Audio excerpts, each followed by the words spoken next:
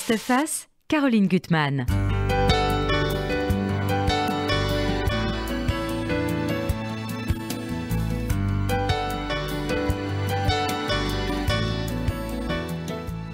Un vendredi pas comme les autres. Elles sont toutes les trois réunies dans l'appartement de la mère.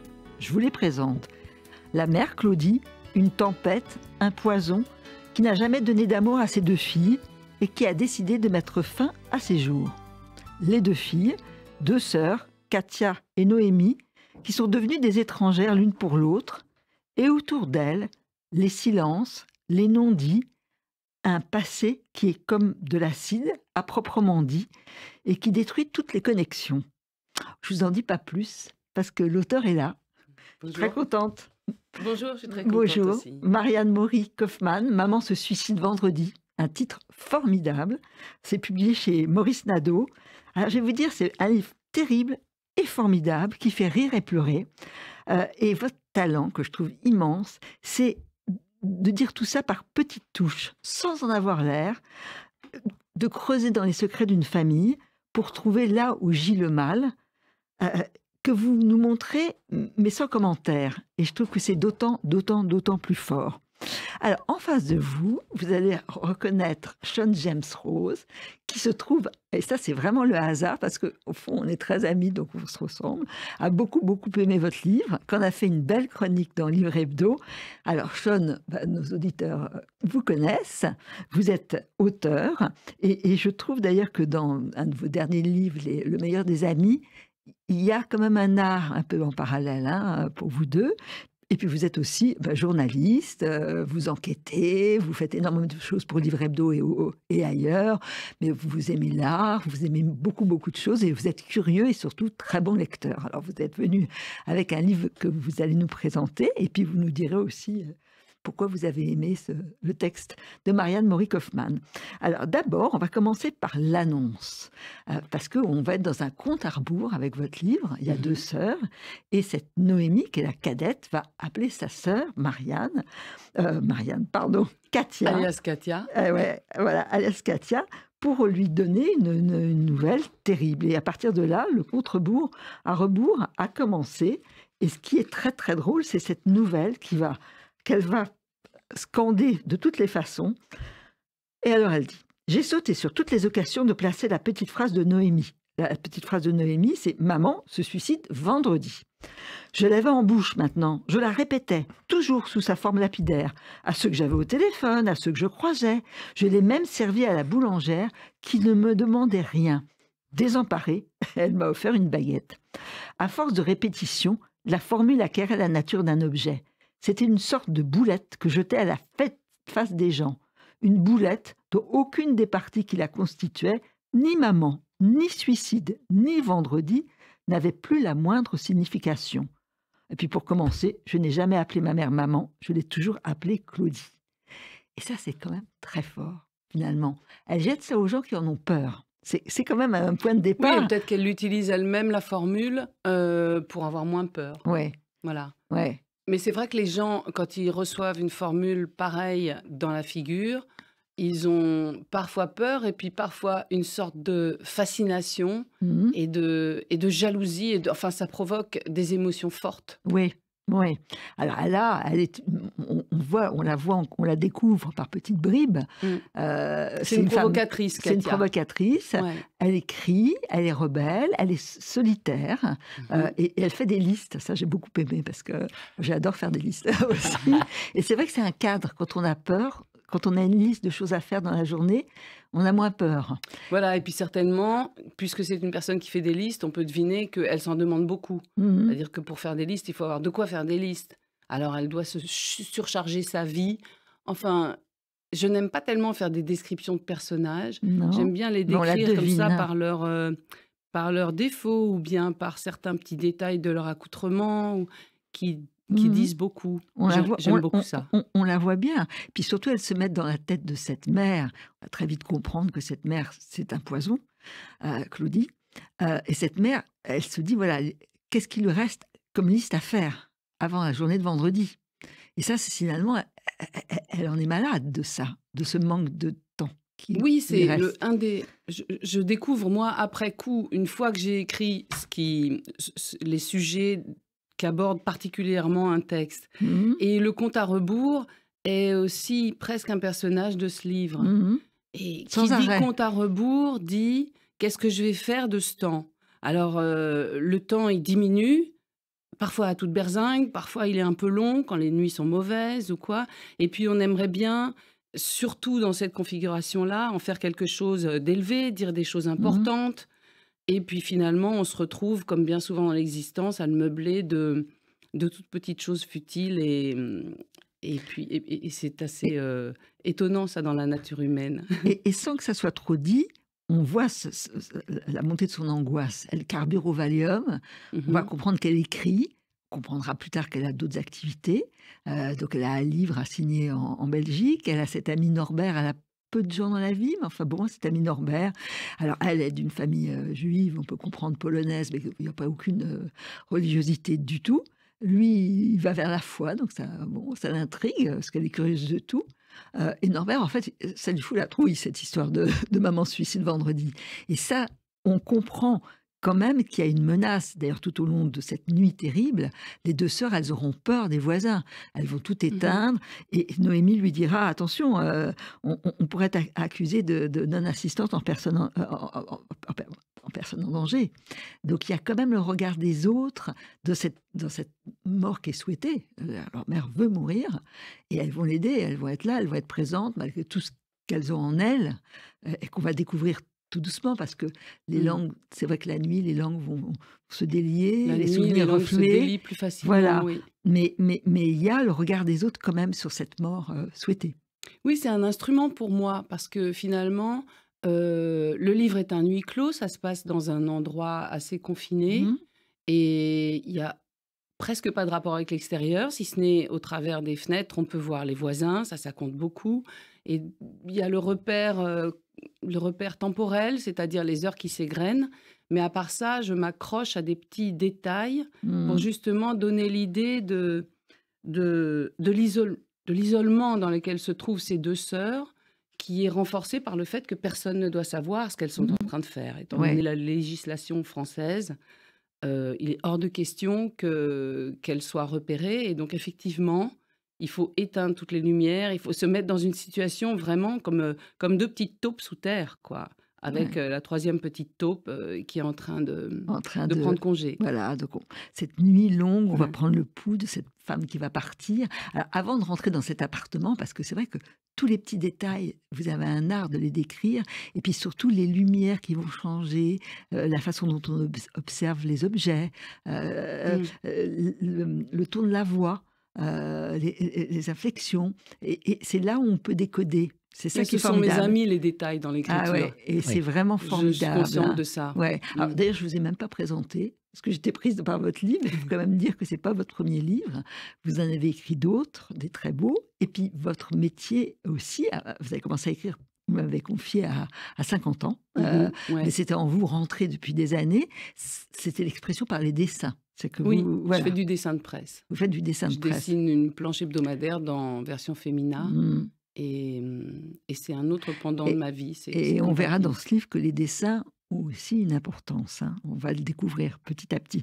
Avant d'entrer dans l'appartement de Claudie, de la mère, elles vont, les deux sœurs, et ça je trouve que c'est une scène importante, se retrouver dans un café, Mmh. et elles vont s'appréhender. En tout cas, Katia va observer sa sœur Noémie, et Katia est l'aînée, et c'est Oui. la narratrice. Et donc, elles se voient, ça fait des années qu'elles ne se sont pas vues, Elle tâte le terrain. elles tâtent le terrain, et en fait, elles sont quand même deux étrangères. Il y a un moment un peu plus tard dans le livre, vous écrivez, Katia y pense, la vie de ma sœur était une somme d'époques, de goûts et de dégoûts dont j'ignorais tout, comme on ignore l'histoire d'un pays pourtant voisin, ses dates, ses batailles et ses jours fériés. Oui, je trouve que le rapport, sororal, enfin les frères et sœurs et les sœurs et frères et frères, c'est un continent qui est absolument passionnant parce que finalement, qu'on soit vrai frère ou demi-frère, si on est élevé ensemble, il y a dès le départ une intimité immense, mais en même temps non choisie. Il y a souvent une compétition, orchestrés par les parents ou même pas. Et il y a systématiquement des étiquettes collées sur le front et qui restent bien collées. Il y a toujours celui qui est dissipé, celui qui a un gros appétit, celui qui fera jamais rien, celui qui est promis à un avenir grandiose.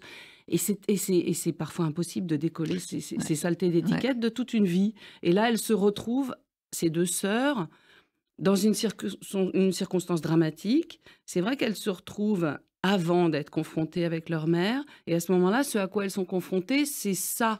C'est-à-dire avec le recul en plus que constitue le temps qu'elles ont mis à se voir, elles se sont retrouvées encore plus fossilisées dans leur rôle. Mais c'est surtout le regard de Katia sur sa sœur, quand même.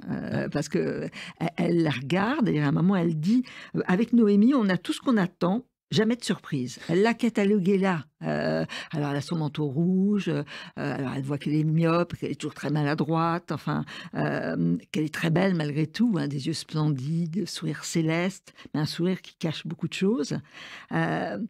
Et elle l'observe. Ça, j'ai trouvé aussi le petit détail. Quand il y a ce ramequin avec des petits morceaux de cacahuètes.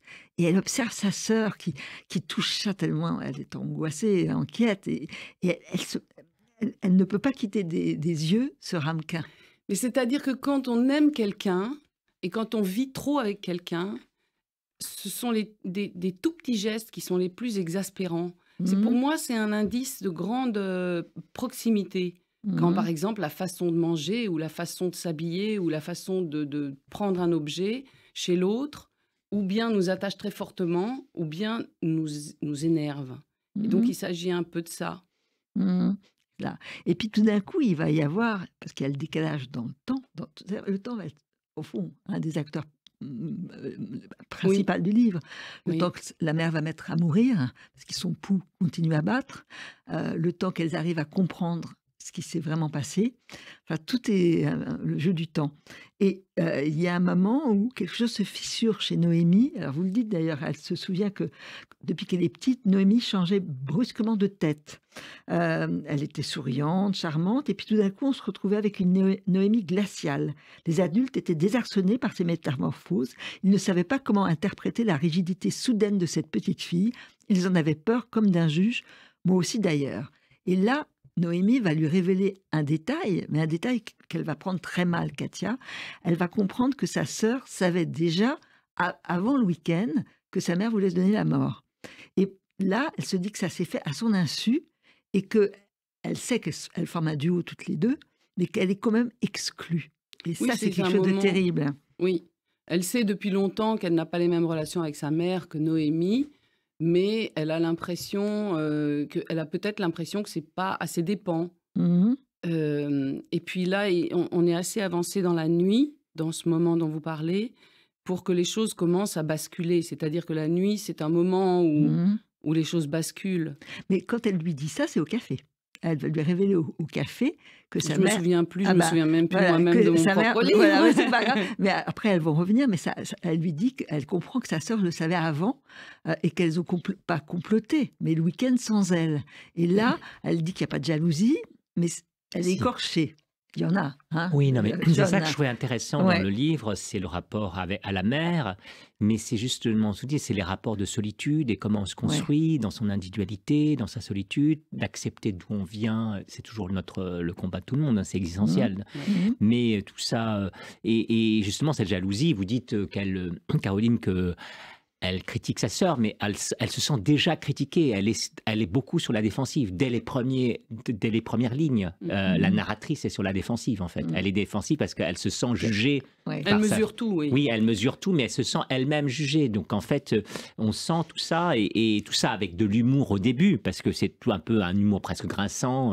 Au début, elle désamorce tout par l'humour noir, au second degré, et justement, comment dire, elle exorcise cette annonce en parlant à tout le monde, en faisant comme si de rien n'était.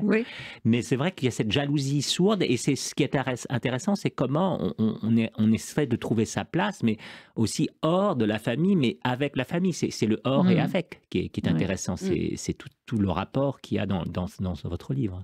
Et quand elle dit qu'avec Noémie, on a toujours ce qu'on attend, c'est vrai que moi, je m'offre un petit plaisir d'écrivain en balançant cette phrase-là, parce que je sais très bien qu'au cours de cette nuit, de cette fameuse nuit, Katia va en apprendre de belles. Ouais. Mm. Et Katia va arriver à dire des choses aussi sur elle qu'elle n'a pas dites. Hein, elle va, voilà, De façon générale, les masques vont un peu se déplacer. Ouais. Alors, cette famille, avant de rentrer dans l'appartement où elles vont monter toutes les deux, il y a tout de suite, c'est dit, c'est que la mère a été un monstre vis-à-vis d'elle, de ses deux filles, qui avaient... Alors, on va comprendre tout doucement pourquoi, mais dès qu'elle boit de l'alcool avec son mari, elle ne peut pas s'empêter, elle n'a plus de frontières, elle n'a pas de frein. Donc, leur jeter des vacheries aux unes et aux autres. Elles ont souvenir toutes les deux de portes claquées, de cris, qu'elle boit beaucoup d'alcool. Et puis, elle raconte aussi que quand elle était petite, Claudie, elle avait la capacité à volonté de se faire saigner du nez. Il y a une violence en elle, elle est capable de se déchirer à l'intérieur. Une détresse aussi. Oui, on va le comprendre très vite. Mais il y a cette côté. Et le père à côté, et ça, je trouve qu'il y a cette scène qui est formidable. Bah, lui, il voyage, il bricole. D'ailleurs, Katia était son petit mec pour le bricolage. Mais il bricole, il part ailleurs. Il prend un peu la tangente. Voilà, il prend la tangente et il met ses musiques. Et ça, j'aimerais bien lire ce petit extrait. Voilà. Il se levait et allait mettre un disque. Il prétextait nous faire découvrir ses musiques. Mais depuis le temps, nous les connaissions et nous ne les aimions pas. Alors il dansait tout seul là-dessus, les yeux mi-clos et haussant les épaules comiquement. Nous le regardions gesticuler, assis en chien de faïence, dans ce salon encombré de verres sales, avec notre mère à la renverse. C'est terrible parce que c'est le silence, quoi. Rien ne peut être dit. C'est la solitude entre eux. C'est la solitude. C'est ça, c'est l'incommunicabilité entre eux. En fait. Ils ne peuvent pas parler. Vraiment. C'est une famille qui ne fonctionne pas très bien. On va dire ça comme ça. On va dire ça comme ça. Litote. C'est une litote. Mais en pénétrant dans cette nuit, elles vont se rapprocher. Ouais. Hein, vraiment. C'est qu'on va voir d'autres visages que ceux on n'a pas vus.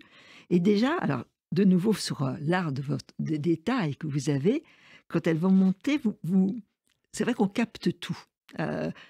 Les objets, les lumières, les voix. Alors, c'est vrai que Katia a déjà l'impression de voir un appartement de vieux. Ça la frappe avec tous les bibelots qu'elle trouve laids. Elle a une sorte de répulsion, les odeurs qui reviennent à sa mémoire. Alors, elle dit que, voilà, chez ses parents, il y avait une odeur vinaigrée. Elle se souvient de l'odeur forte du sommeil de ses parents. Enfin, des choses qui reviennent comme ça et on a l'impression qu'on est avec elle. Et puis elle se dit pourquoi un appartement de vieux, c'est comme ça. Et elle dit que ça doit être finalement rassurant pour quelqu'un qui vieillit, que l'appartement soit aussi décati que vous. Enfin, je trouve que toutes ces remarques, elles sont formidables. Mais peut-être que finalement, à mon corps défendant, je me sers de mon expérience relativement limitée de peintre, parce que ma vie professionnelle a commencé par, après des études d'architecture tout à fait inexplicables, de la peinture. Ouais. Et moi, j'ai abandonné ce médium parce que je m'apercevais bien que je n'ai pas profondément en moi avec la peinture, mais il m'en reste peut-être quelque chose. En tout cas, je suis consciente que mon écriture est très visuelle et que je me sers de tout ce que mes yeux peuvent capter. Mais tous les sens, hein. C'est le mot, c'est pas une métaphore. Vous croquez, comme on parle de croquis, vous croquez, c'est-à-dire que vous arrivez avec un détail d'avoir toute la silhouette. Mais ce que je trouve, c'est la peinture, c'est les yeux, mais c'est quand même aussi donc, les odeurs et l'oreille, parce qu'on va entendre les inflexions de voix, la façon dont la voix baisse, monte. C'est très présent, ça. Je crois que j'analyse absolument tout ce qui se passe plus que je ne m'attache à une histoire. Ouais. Oui, mais l'histoire est importante quand même. Ouais. Alors, il y a de nouveau encore des choses très concrètes. Ça va être la mère qui est là, la préparation de la mort. Elle a tout prévu. D'ailleurs, on verra plus tard qu'elle a prévu aussi les pompes funèbres. Tout est organisé. Elle veut un bonbon. Alors, elles vont se partager les courses à faire. Bonbon à la menthe. Et puis, elles vont... Alors là, ça va être une des premières entrées, mais c'est pas souligné. Elles vont regarder toutes les factures, tous les dossiers de copropriété, parce qu'il faut régler tout ça. Sa mère veut que tout soit réglé avant sa mort, et les dossiers bancaires. Et là, il y a une première anomalie, mais elle est là, très présente, elle est cruciale, mais vous passez. Il y a la réserve. Donc, on comprend que c'est un couple qui n'a pas beaucoup d'argent, mais que la mère a toujours eu une réserve, ce qu'elle appelle une réserve. C'est la pension que les Allemands lui versaient. Et là, je lis l'extrait. Katia se pose la question. Comment les Allemands avaient-ils déterminé le montant des pensions allouées aux enfants juifs? Les avaient-ils dédommagés proportionnellement au nombre de mois ou d'années séparés de leurs parents, au temps passé à l'orphelinat, aux maladies qu'ils y avaient contractées? Se basèrent-ils sur un barème, un prix pour les poux, un autre pour la gale, sur le pourcentage de séquelles? Ce n'est pas simple comme une cheville cassée, une tête cassée. Alors, manque d'allant, insomnie, incapacité à aimer ses enfants? Sur la seule photo de notre mère réchappée du désastre, on voit une fillette particulièrement jolie, mais inquiétante. Les gros nœuds éclatants au bout de ses nattes font penser à 2 bourgeons crevant miraculeusement un bois sec. Le regard de Claudie est vague, et ce n'est pas de myopie qu'il s'agit. Pas scolarisée, pas soignée, pas nourrie, pas Bercy. La petite martyre est ailleurs. Une pension, même rondelette, était dérisoire, et quoi qu'il en soit, l'Allemagne arrêterait de la payer à la mort de la bénéficiaire. Elle en avait presque terminé avec Claudie. Ça, c'est un des signes du poison. Mais on ne s'y attache pas plus que ça. C'est ça que je trouve formidable. Vous jetez un premier signe, et puis on va aller de l'avant, parce qu'il y a cette nuit, et elles doivent aller plus loin. Au moment de l'analyse des papiers, c'est-à-dire que c'est très troublant pour moi, qui suis peut-être très sensible, mais qu'on se préoccupe de papiers et de choses matérielles au moment où quelque chose d'aussi incroyable qu'une disparition va avoir lieu. Et dans ce moment-là, comme dans tous les moments de cette vie, de cette nuit, et comme dans tous les moments de la vie, se côtoient inexorablement la trivialité et les choses importantes. Et donc la trivialité, ce sont les factures de téléphone, dont on se demande vraiment pourquoi Claudie les conserve, c'est-à-dire que ça rime strictement à rien. Elle montre ça à ses filles, enfin les factures, elles peuvent aller direct à la poubelle, quoi. Le téléphone, on s'en fiche un peu. Et puis à côté de ça, il y a cette réserve qui représente effectivement un passé dont dépend absolument toute cette histoire, les relations qu'elles ont toutes les trois et le naufrage dans lequel a été prise cette femme. Alors, en même temps, le souci qu'elle peut avoir, parce que c'est une femme qui était détruite et qui a vécu pour elle-même, elle ne pouvait pas de manière donnée, c'est quand même un signe de se dire, voilà, est-ce que je vais laisser mes enfants dans le besoin? C'est quand même un souci. Je trouve que c'est pas moi, je trouve que c'est un détail qui compte, qu'elle regarde les factures ensemble. Je pense que c'est aussi un moyen, peut-être que je suis tordue, mais je pense que c'est aussi un moyen pour elle de faire quelque chose pour ses enfants qui ne fassent pas appel à ces sentiments qu'elle n'arrive pas à avoir. Ouais. Il y a un moment où, alors, je ne sais pas si c'est une phrase qu'elle dit ou si Katia la rêve. Elle dit la tendresse, c'est pas mon truc. C'est beau, ça. Elle le dit. Oui, je crois, elle a toujours Elle arrive dit ça. à le dire. D'ailleurs, le premier signe, alors après, c'était très à la mode dans certaines années d'appeler son père, sa mère par leur prénom. Mais c'est vrai que dire de toute façon maman, en fait, c'est ironique. En fait, maman se suicide, ou c'est dans la bouche de la sœur. Donc, en fait, il y a une relation qui est proche, qui est plus proche. Donc, il y a une espèce de jalousie là. Et donc, en fait, de dire tout de suite, de se corriger tout de suite, je ne l'ai jamais appelé maman, de toute façon, j'ai toujours appelé par son prénom. Ça montre un peu, voilà, je ne l'ai jamais appelée maman, c'est-à-dire qu'elle n'a jamais su être maternelle. En gros, c'est ça. Oui, il y a de la violence des deux côtés. Des deux côtés. De ne pas appeler sa mère maman, c'est violent, et de n'être pas appelée maman, ça signifie qu'il y a eu quelque chose de violent aussi, Il y a toute la préparation de la mort qui est précise et qui n'est pas triste, parce que bon, elles ont vu ensemble, en tout cas, je pense que Claudie l'a décidé de mettre des patchs partout sur sa poitrine et puis de prendre un somnifère fort. Et là, il l'observe, il le regarde. Les rectangles blancs se multipliaient sur le torse osseux de notre mère. Au début, ils étaient alignés et respectaient une sorte de symétrie, puis ils se sont mis à tanguer, semer n'importe où. Je redoutais que Noémie se trouve mal. Elle dodelinait de la tête en murmurant des paroles inaudibles. Claudie, en revanche, restait paisible et concentrée, ne donnant aucun signe d'angoisse. On aurait dit qu'elle jouait aux gommettes. C'est que tout d'un coup, enfin, elle va trouver la sérénité.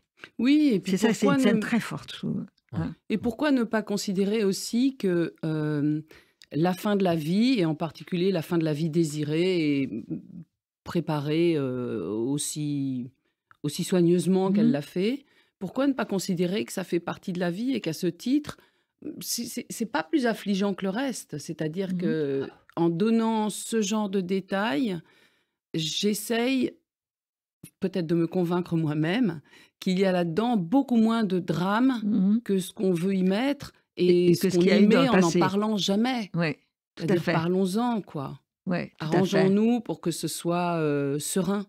Oui, et ça, c'est très beau.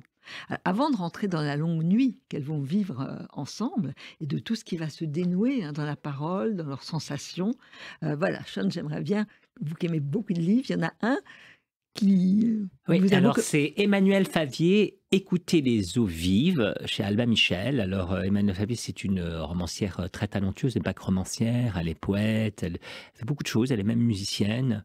Elle avait, disons, donc c'est son 4e livre, là elle est dans une veine très romanesque, et c'est sur une personne qui s'appelle Adrienne, à l'anglaise, Adrienne Ramsay, qui est oreille d'or. Alors est-ce que vous savez ce qu'est une oreille d'or ? Dites-moi. Alors, une oreille d'or, c'est en fait, alors elle est dans la marine anglaise, la Royal Navy, mais en fait c'est des sous-mariniers c'est des officiers qui écoutent pour voir s'il n'y a pas des drones, ce qu'on appelle des bruits anthropiques, donc qui ne sont pas des bruits ni de cétacés, ni de poissons, d'autres choses, pour voir s'il n'y a pas de l'ennemi. Donc en fait, c'est un rôle très précis, et c'est des gens qui ont Il y avait une un film ouïe formidable. ultra fine. Ouais. Et il y a très peu de femmes. Ouais. Donc c'est une narratrice très importante, c'est très intéressant parce que elle a une narratrice, c'est très original. C'est dans un milieu complètement d'hommes, complètement confiné. Bien sûr, c'est tout à fait. Alors, c'est une fille qui a été élevée par son père déjà, donc a été avec un univers masculin. Sa mère est pas là, et son père, lui, est écossais. Ils habitent très loin dans les îles. Et finalement, elle s'isole de nouveau, et c'est en fait son immersion, toute cette vie. Et puis finalement, c'est aussi une histoire magnifique sur le corps, sur le besoin de retrouver un autre corps, puisqu'on est très isolé. Et puis, en fait, les femmes ont été admises, mais bon, c'est très strict. Hein, donc, on n'imagine pas que même s'il y a du désir, tout est très, très confiné, en fait. Finalement, c'est une forme de submersion et à la fois de libération, parce qu'elle va être invitée en Bretagne par l'armée française, et elle va sortir et elle va rencontrer quelqu'un. Et en fait, c'est à la fois une autre histoire c'est à la fois cette histoire d'écoute, et puis d'entrer en soi. Et surtout, elle va rencontrer quelqu'un d'abord dans un bar comme ça, une beuverie, et puis bon, bien sûr, le désir étant là, il s'emballe, mais en fait, il va se trouver que cette personne est un camarade de beuverie, en fait, finalement. Vous savez, quand dans des relations où parfois on s'entend super bien, et puis finalement, dire c'est plus un copain ou c'est plus une copine, finalement, qu'un amant ou une maîtresse, ou une copine, une petite copine. Donc en fait, mais lui est ami avec quelqu'un qui est très mystérieux, d'origine espagnole, qui est aveugle et qui écoute de la poésie. Et là, on va arriver dans quelque chose de vrai truc. Voilà, un vrai truc. Mais je trouve que c'est très beau parce que tout est sans être symboliste d'une manière assez lourde, c'est plutôt très léger et très envoûtant, avec la phrase, une très belle phrase, parce qu'elle a une très belle langue, et surtout sur l'immersion, sur la cécité.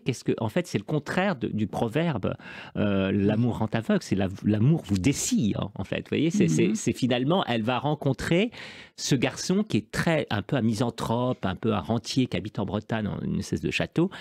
Et finalement, il y a une espèce de chose qui va se dessiller par rapport à sa propre vie et son besoin d'isolement à elle. Et c'est extrêmement beau, donc vraiment... Je commence à lire, c'est très beau. Oui, Il y a quelque chose dans la plongée de décider d'entendre autrement qui a des liens avec ce que vous faites, Marianne. Et puis c'est un peu un sous-marin, l'appartement dans lequel c'est ça vrai, déroule. c'est de voir autrement. Mon roman. C'est peut-être et ça, puis la métaphore d'un aussi, écrivain. La mer, en fait, l'élément aquatique, il y a quelque chose, là je revois une lecture que j'ai faite récemment de Corinne Pelluchon, qui est une philosophe, qui parle de la mer, MER et aussi MERE, et c'est tout cet élément qui n'est pas, cet élément qui nous échappe un peu, en fait, cet élément qui est à la fois une espèce d'abîme, mais qui n'est pas une espèce de néant de vide, c'est quelque chose d'autre, qui est très enveloppant. Donc c'est très intéressant. Et en tout cas, elle arrive par son écriture à nous faire vivre les émotions de cette narratrice Adrienne. D'abord, voilà, toute cette discipline qu'elle inflige à son corps. Parce que c'est dans un sous-marin, et puis aussi ce désir réprimé qu'on a et qui est un peu ses propres hantises, etc. Et ce qui est très beau, c'est qu'il y a des parallèles comme ça. Le père aussi perd la vue.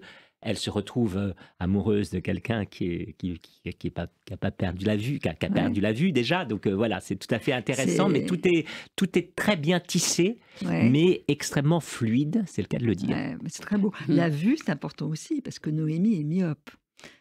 Très myope. Et c'est vrai qu'on va rentrer dans cette longue nuit des secrets avec cette mère qui est encore en vie. En tout cas, elle est au bord de mourir, mais elle a son pouls qui continue à battre. Donc les unes les autres se relaient pour voir où elle en est. En fait, Katia se demande, voit sa sœur qui est de plus en plus ébranlée parce qu'elle a peur de perdre sa mère et elle se dit qu'elle est en sécurité dans ses griffes. C'est très beau et elle l'observe. Je lis un passage. Noémie évitait de croiser mon regard. Elle voulait me leurrer, et sans doute espérait-elle se leurrer du même coup. Mais en elle aussi, il y avait de l'oiseau, et je devinais dans sa poitrine les battements affolés d'un petit cœur. Je continue à lire un peu plus. L'équilibre de ma sœur tenait à peu de choses, et je n'y contribuais pas. Elle faisait comme si elle savait où elle allait, Noémie, mais elle ne savait rien. Je notais ses clignements d'yeux comme un tic, et parfois de gros soupirs qui s'échappaient de sa poitrine. Elle n'était pas du tout crédible dans son nouveau rôle de tutelle, elle qui avait les pires difficultés à tenir sa propre tête hors du sac. Comment aurait-elle pu en tenir deux? C'est qu'elle va tout d'un coup percevoir la fragilité de sa sœur, à ce moment-là. Oui, là, il me semble qu'elle perçoit sa fragilité ou bien elle continue de la percevoir parce qu'elle a peut-être depuis le début, elle a un petit peu suggéré que Noémie tiendrait pas le coup. Alors qu'il s'avérera que Noémie tient plutôt bien le coup. Et alors, ce qui est beau, c'est qu'elle va se rapprocher du passé, de l'enfance, et se rendre compte qu'avant, elles étaient quand même fusionnelles, toutes les deux. Leur crise de fou rire, leur moment où elles vont danser des slows quand elles sont déjà des petites jeunes filles, sur la plage, ça c'est très très mignon, comment l'une et l'autre jouent au couple qui va acheter des algues, enfin il y a tous ces jeux de petites filles dont on se souvient, et là elles sont de plus en plus proches. C'est-à-dire que j'imagine que ça nous fait ça un petit peu à tous, quand on se retrouve dans un appartement, spécialement si cet appartement, ça fait longtemps que les parents l'habitent, ou dans une maison familiale à la campagne ou quoi, c'est naturel de retourner dans le souvenir, de retourner à... Elles ont besoin de s'échapper. Entre frères et sœurs. Oui, il y a peut-être ça aussi. Mais en même temps qu'il y a quelque chose qui est toujours un peu déroutant dans le passé, c'est se te dire comment... c'est comme chez le narrateur proustien, hein, qui voit ses moi, MOI, succéder les uns après les autres, après ses amours, ses déceptions. C'est pareil, se dire comment on a pu être si proche et si étranger. C'est comme quand on revoit un ex ou une ex, on se dit tiens, comment on a pu être, ou même la mère de ses enfants, et on a divorcé, mais on a pu être si proche. Et puis, bien sûr, le passé nous rappelle ça, mais c'est ça avec la sororité ou la fraternité ou les cousins très proches. Et puis on voit que les parcours ont tout à fait divergé. C'est ça qui est assez intéressant. On se rapproche de personnes, que ce soit amoureusement ou familialement, pour finalement des détails. Il y a un tout petit quelque chose qui fait qu'on est proche. Et on se fâche pour des détails également, très souvent. Pour rien. Pour pas grand-chose, si on arrivait à en discuter, vraisemblablement qu'on pourrait faire des efforts, mais parfois on se laisse aller à ne pas en discuter et puis on laisse du temps se déposer.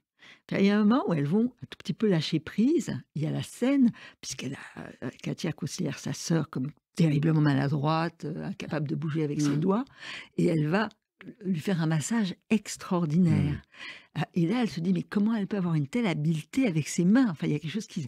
Elle voit sa sœur autrement, et là, elle se laisse aller, une période de vrai bien-être. Et ce qui est extraordinaire, c'est que dès que le massage est terminé, elle va refaire tomber ses objets, elle va redevenir maladroite. Donc, c'est très beau, tous ces détails-là, pour essayer de...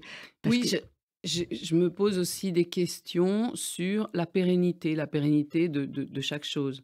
Même finalement, en sortant de cette nuit, qui les a beaucoup rapprochés, eh bien, je me demande si ce rapprochement va perdurer ou bien si ça aurait été juste une petite... Le lecteur peut en décider, moi je vais dire.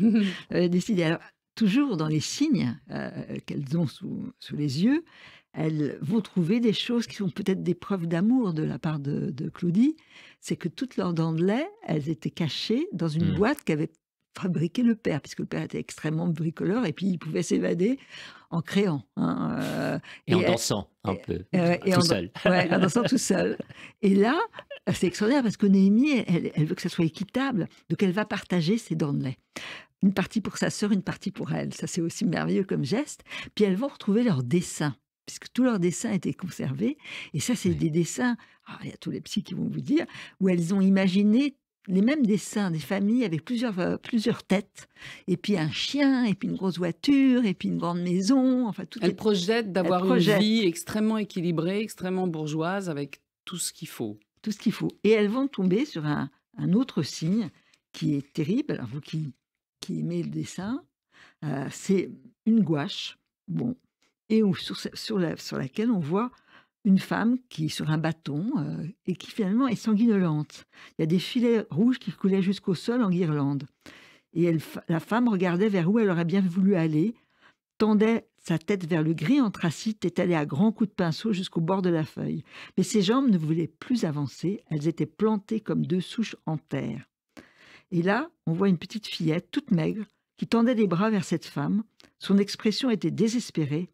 Elle aussi avait la bouche ouverte et une grosse larme pendait au bord de son œil comme une pampille.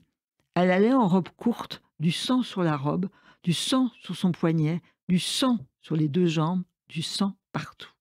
Et on va comprendre que c'est un dessin que Claudie a fait en 5e. Voilà. On dit rien de plus. Mais enfin, quand on fait un dessin qui représente ça, quand on a 12 ans, il y a de quoi s'inquiéter et de quoi, effectivement, pardonner à un personnage qui est détestable, mais qui est surtout extrêmement blessé. Ouais. Oui. Bon, ce livre, il m'a aidé. Il y a de la fiction aussi bien que des choses qui viennent de ma vie, aussi bien que d'autres vies. Mais en ce qui concerne la mère, elle a beaucoup de points communs avec la mienne. Et je crois que si je l'ai écrit, c'est pour me réconcilier avec ce personnage très trouble, essentiellement malheureux et maladroit. Elle est que meurtrissure, Claudie. Elle est que sanguinolente. Et elle ne peut pas agir autrement. Non, ça ne rend pas la vie très facile pour les enfants. Mais... Et là, tout doucement, il y a des choses qui vont nous être révélées. Alors, il y a beaucoup de secrets qu'on ne révélera pas, mais on peut dire pour Katia, qui a l'écriture, bien sûr, mais ça ne lui suffit pas. Elle est quand même très seule. Et puis, on va comprendre qu'elle a une autre activité qui, au fond, pas simplement pour avoir de l'argent, mais pour avoir des voix réconfortantes. Elle fait des visios pour des hommes qui se confient à elle, qui l'observent, bien sûr, c'est sexuel, enfin, bien sûr qu'ils la touchent, mais que c'est un rapport à l'autre dont elle a besoin, parce qu'elle est très seule. Voilà. Et ça, je trouve ça très beau quand elle accepte de le dire. Et puis sa sœur, et là aussi, on ne va pas aller plus loin, sa sœur, à un moment, va lui dire quelque chose, et c'est très, très beau. Déjà, toute cette partie-là, elle va parler d'une voix claire, sans passion, comme démaquillée. Elle n'est plus la même. Elle se métamorphose sans arrêt. Exactement Noémie. Comme à la fin d'une nuit, quand on est resté debout toute la nuit à danser ou pas, on commence à avoir une drôle de tête et on ne peut plus tellement leurrer qui que ce soit. Ouais. Et elle est, là aussi, il y a toujours des petits signes dans ce que vous décrivez. Elle fume beaucoup, on ne l'a pas dit. Et là, Noémie tenait sa cigarette à 3 doigts, comme si c'était celle de quelqu'un d'autre et qu'elle la lui gardait pendant une action. Elle se dédouble, presque. C'est étrange. Je n'explique pas tout ce que j'écris, vous savez, Caroline. C'est étrange, ça. Oui, je sais pas comment vous l'interprétez, vous. Moi, je trouve que c'est 2 personnages de sœurs extraordinaires. Il y a la mère, évidemment, elle est centrale, mais je trouve que ce duo de sœurs est très intéressant, surtout qu'on n'a que finalement le portrait en creux de Noémie. On n'a pas, et c'est toujours, il faut remettre la subjectivité, il faut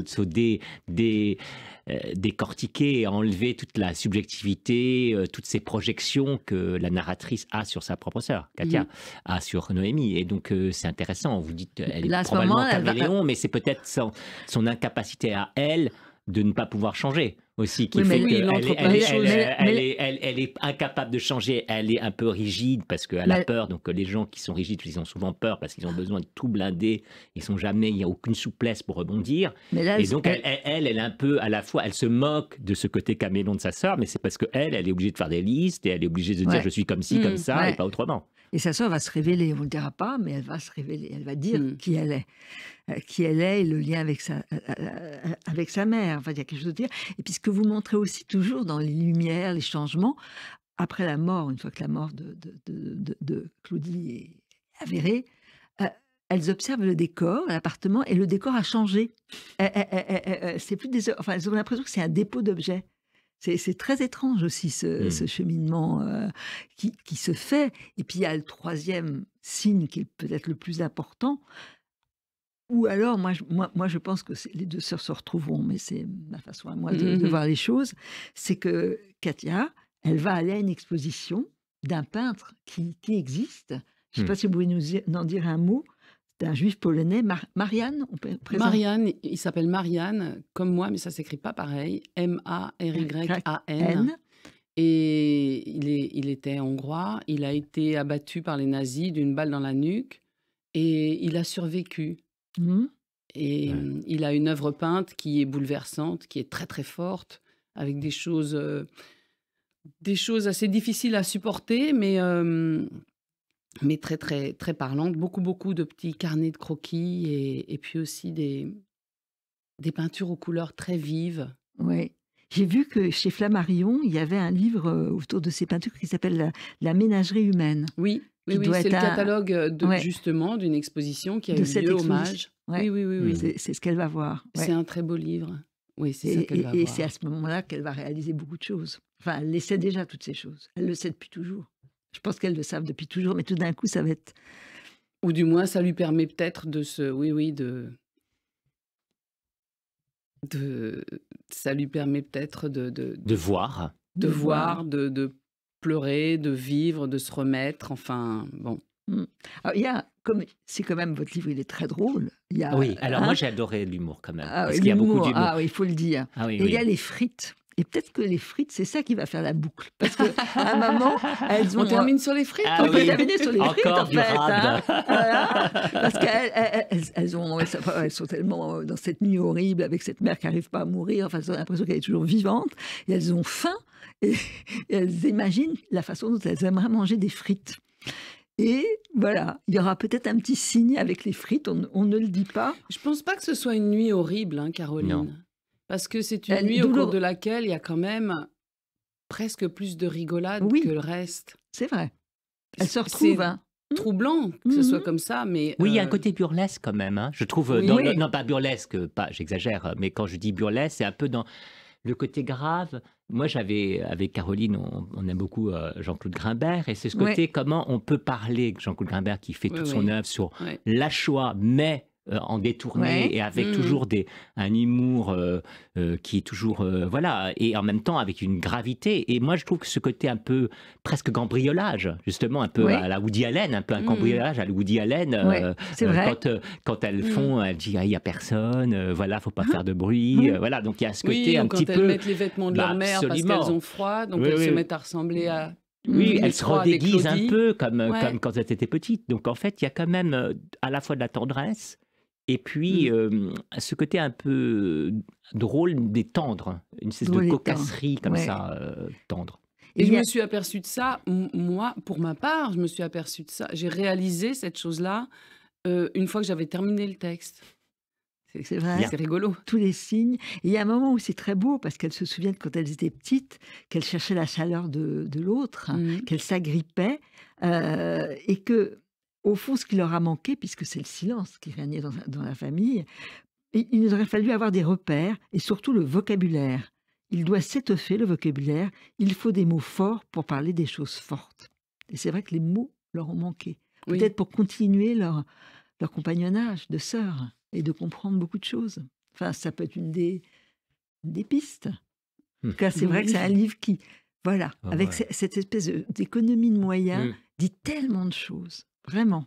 Vous voyez, on en trouve tout le temps des choses à dire. autour de votre livre qu'on a vraiment beaucoup aimé. Absolument. Je redonne ce titre que j'adore. Maman se suicide vendredi, chez Maurice Nadeau, Marianne Maury-Kaufmann. Il faut aller vraiment vite l'acheter.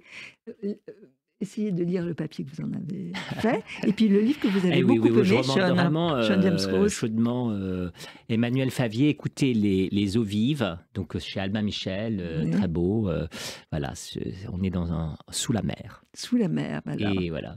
Et dans l'amour aussi. C'est ce que peut donner l'écriture. On est un peu noyé. Hein, c'est d'arriver à atteindre d'autres choses dont on ne mesure jamais les choses, qu'on ne les voit pas. Ouais. Ça permet de mieux voir les choses. Absolument. On est des petits en marins. temps, il faut essayer de remonter à la surface. Ouais. Mais parfois, c'est bien sous l'eau. Parfois. Ça peut être pas on est mal un peu en sous l'eau. apnée, mais c'est pas mal sous l'eau parfois. Moi, pour rien au monde, j'irai dans un sous-marin. Je suis claustro. Mais bon. Moi, j'ai un peu peur aussi, je dois dire. Bon, je suis mieux dans votre livre. Merci à tous les deux. Merci beaucoup.